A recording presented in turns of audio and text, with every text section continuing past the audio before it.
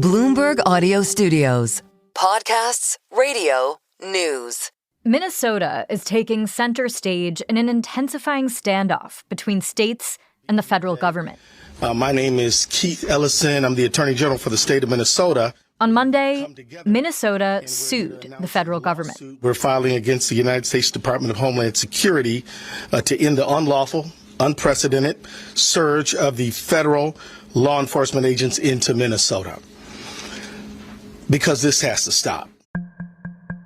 Since the start of President Trump's second term, a growing number of immigration and customs enforcement officers have surged into big cities across the U.S.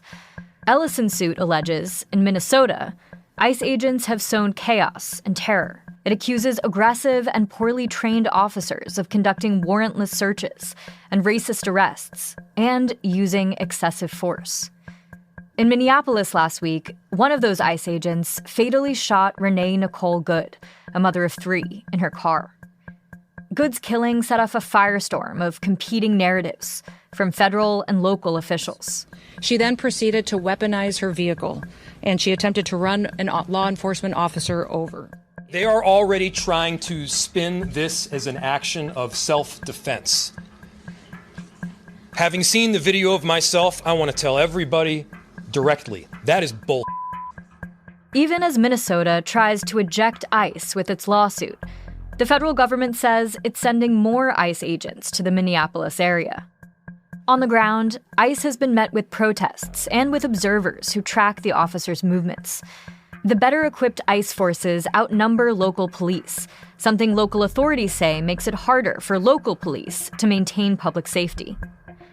What Minnesota is grappling with is a new ICE, according to Bloomberg immigration reporter Alicia Caldwell, who's covered the Department of Homeland Security and ICE for 2 decades. So what we're seeing is this massive expansion. Remember, the big, beautiful bill provided $175 billion over the next several years. Big chunk of that is for ICE. This is a full-scale evolution of the agency.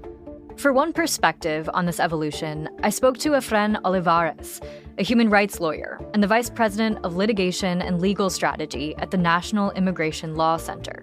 The way ICE and ICE agents are operating under this administration is unprecedented in its 22 years of existence, right? They had never conducted this scale of operations around the country. What Efrén says he's seeing in Minneapolis is ICE operating more boldly than it has in the past, with officers moving beyond their longtime brief. The amount of money that ICE has gotten is more than the GDP of many countries in the world. The prospect of what ICE is going to look like and what immigration enforcement is going to look like in this country, I don't think we have come to terms with that. It's hard to imagine what an agency 10 times the size of ICE in terms of resources, weapons, equipment, and detention could mean for the American public, right? I want to be clear that this is becoming of concern for immigrants and their families, but also for everybody, regardless of immigration status. I'm Sarah Holder, and this is The Big Take from Bloomberg News. Today on the show, how ICE's evolution under Trump's second term paved the way for violence in Minneapolis.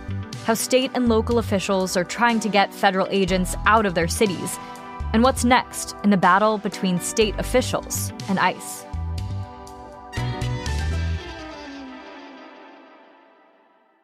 The ICE agent who fatally shot Renée Good on January 7th was part of a surge of heavily armed federal troops that had been deployed by the Trump administration to the Minneapolis area.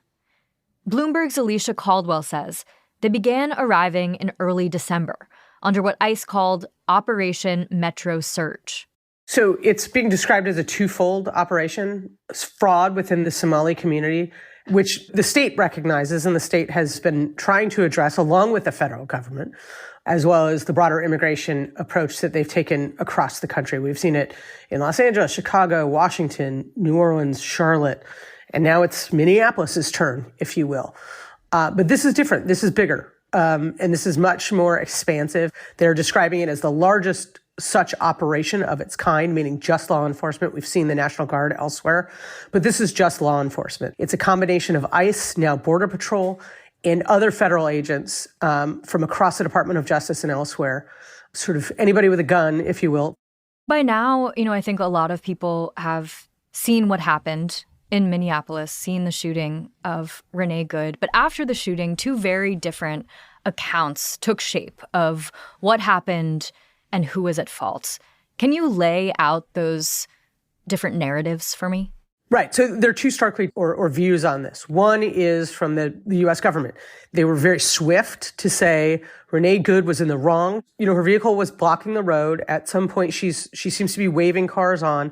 But ICE, their perspective is she tried to run them over.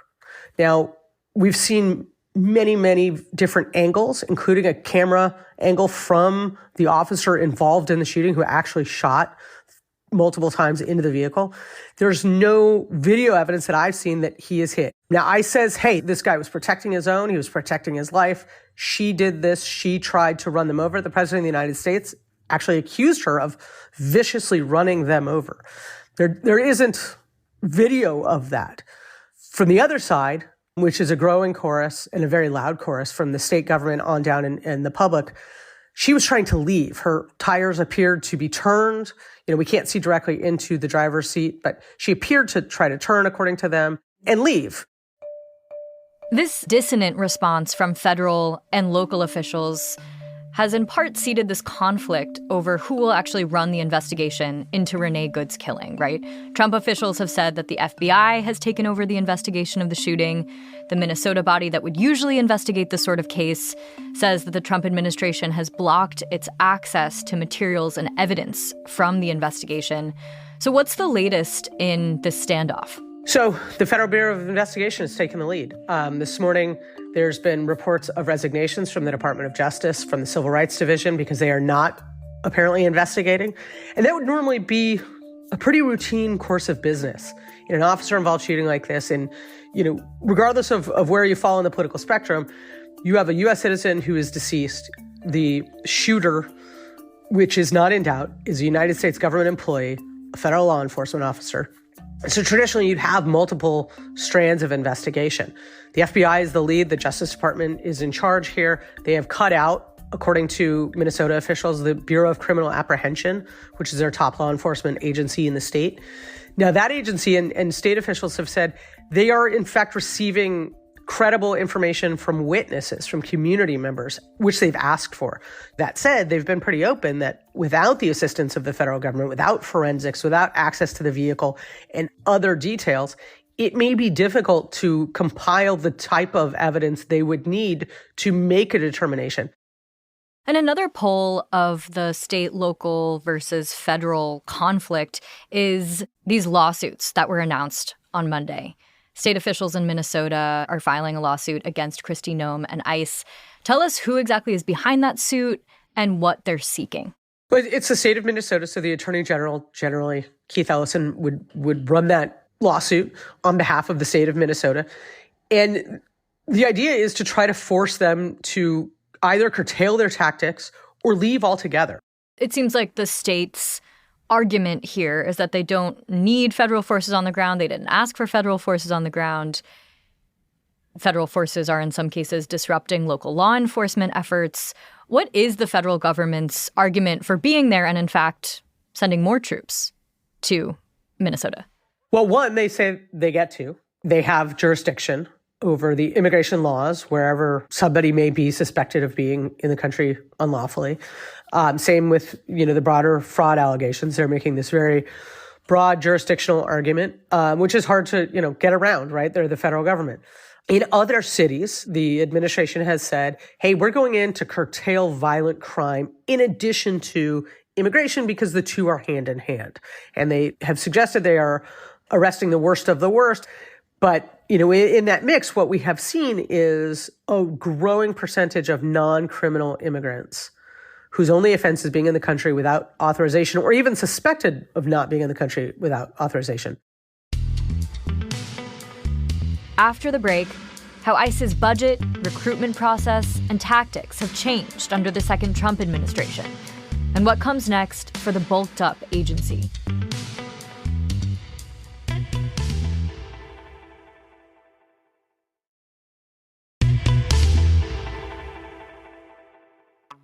Immigration and Customs Enforcement is a relatively new agency for the U.S. It was created a little over 2 decades ago, in the wake of 9/11. Its mandate is to enforce federal immigration laws. But Bloomberg's Alicia Caldwell says the agency has changed since then. It's a completely different agency in many respects. So I've covered DHS and all its components since 2005. And when I started, ICE was still getting its sea legs because it was an amalgamation of previous entities from the Department of Treasury, from the old INS under the Department of Justice, and this whole mix of officers and agents trying to figure out its new mission. And it's evolved. During the first Trump administration, I went out with ICE, and it was a very traditional sort of Sisyphean task. You have a list of 100 people you want to find. You have vetted background on them. You know who they are. You know where they live, theoretically, or hopefully you know where they work, and you try to go find them. And you find very few of them because people aren't always readily available to open the door or willing to open the door. And that was a big hang up for ICE. They couldn't go in your house. They can't go in your house without a judicial warrant. As police can't either, right? I mean, no one can. Yeah. Right. You just don't get to barge through people's doors. And traditionally, you don't just get to walk up to somebody on the street and say, hey, who are you? What's your immigration status? Right. Border Patrol has expanded their use of their authority to do that. They get to do that within 100 miles of the border.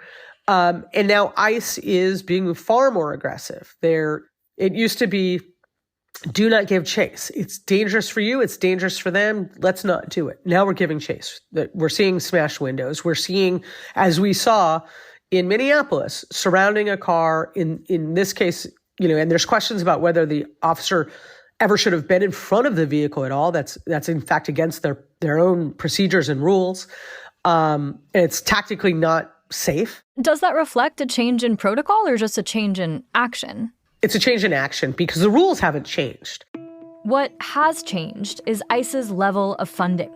The Big Beautiful Bill Act allocated an additional $170 billion over 4 years for the administration's border and immigration crackdown. It's never been even close to this. It's expanded exponentially by the tens of billions of dollars. When the Trump administration took office, there was a budget allotment for about 40,000 detention beds and 10,000 or so ERO officers. They're looking to have 20,000 ERO officers and 100,000 beds. And they're making moves left and right. They're buying munitions, they're buying tactical gear, handcuffs, right? Restraints. All the things that would normally go into their business, they're spending a lot more money on now as they expand rapidly. This is the largest expansion we've ever seen of immigration enforcement. Efrén Olivares of the National Immigration Law Center says as the agency has rapidly expanded in size, it's also been deployed in American cities at a far greater scale. They had never conducted this scale of operations. So the local officials with smaller teams, with fewer resources, are trying to protect their residents, their constituents, and maintain public order in the face of these unprecedented operations by ICE.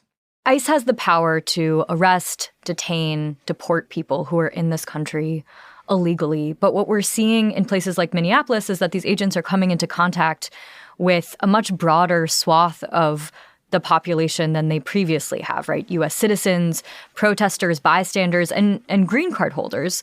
How has the scope of the work expanded? Has it officially expanded? Are we just seeing a change in operations? Can you help me make sense of this shift? You're absolutely right that the way ICE is operating has expanded beyond any reasonable way. But let's keep in mind, the law has not changed, right? ICE's authority has not changed. They have the power and the authority to arrest people who are in the country unlawfully, to deport people who should be deported. They don't have the authority to break down a door in a house without a warrant or probable cause. And they are doing that. That is illegal. Like, let's be clear, that's breaking and entering. Then if somebody demands to see that warrant, they're just ignoring them and pushing forward, banking on the fact that it's going to be hard for that individual to find a lawyer to do something about it. But the law has not changed with respect to the authority of ICE. It's gotten more money significantly by Congress, but the scope of its authority has not changed. I'm wondering how the shooting in Minneapolis has ramped up other cities and states' attempts to limit ICE's power on the ground and to make more preemptive legislation here. Yeah, so at the federal level, there are some bills that have been introduced, but they do not appear to have the political support to move forward. Some states, like California, for example, have enacted laws that prohibit federal agents and all law enforcement from wearing masks and require that they identify themselves. Perhaps not surprisingly, the Department of Justice now sued the state of California, alleging that law is unconstitutional, and that case is proceeding through the courts. But Illinois as well has enacted laws, and it's also been sued by the federal government, trying to find ways to hold agents accountable when they violate the law. What could happen right now to prevent another incident like this from occurring?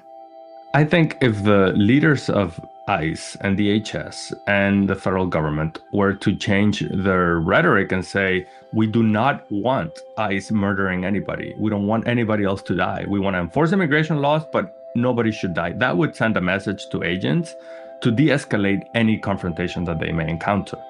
But that's not what we're hearing from the leaders of those agencies and those departments, unfortunately. So I think that could help, right? If the messaging from the higher-ups changed, that could make it less likely that another tragedy unfolds.